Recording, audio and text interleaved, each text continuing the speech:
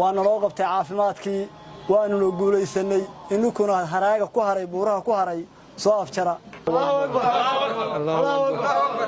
bismillaahi raxmaani raxiim aniga waa askari ciidanka ka tirsan dowladda Puntland ku soo dhaawacmay buuraha Calmiskeed waxaan ka cabarayeen ciidamadu saaka xuquuq caafimaadkii laga cabarayay dowladda Puntland waa ay fulisay waxba laga qabtay wixii dhaawac ahaa oo dalka gudihiisa ahaa hadda ayaa loo shaqeynayaa wixii dalka dibadiisa ahaa hadda la qaadayaa annaga iyo dowladdeeduna waa isfahanay cid kale oo aanu leenahay maanta u qeyshanana ma ay jidho ciidankii Puntland baan nahay saaxiibadayada buuraha jira ee ka dagaalamaya waxaan leenahay kuwii dhaawacmay waan nahay saaxiibadiinaha waana loo qabtay caafimaadkii waanuna guulaysanay inkuna haraaga ku haray buuraha ku haray soo afjara Allahu akbar Allahu akbar Allahu akbar wabillahi bismillahir rahmanir rahim magacaygu waa Cabdikaafi Maxamuud Cumar Daahir askari waxaan ahay daraawiish oo ku soo dhaawacmay buuraha Calmiskeed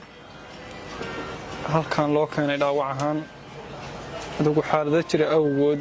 saaka wixii dhacay dawladdu waa xalisay waana ka daba timi haddana wixii cabasho aan qabnay waana loo ballan qaaday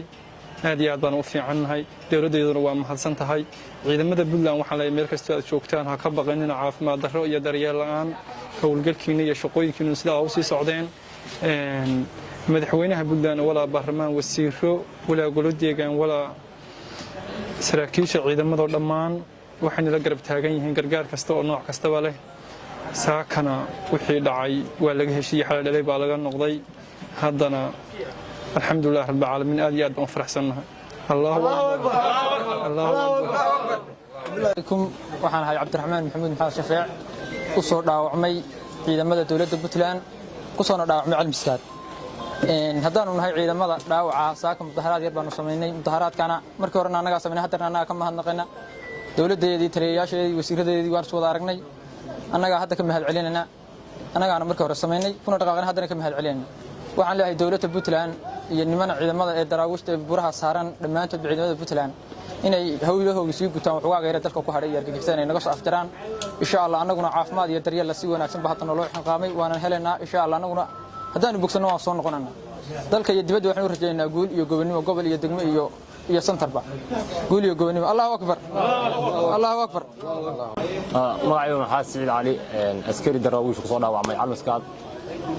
saakay aniga hawsha saakay dhacday waa dhamay xal baan ka gaarnay caafimaadkeennii iyo hawsheenna waana loo ballan qaaday aan u baahnayn insha Allah hawsha intaas nagu dhamaatay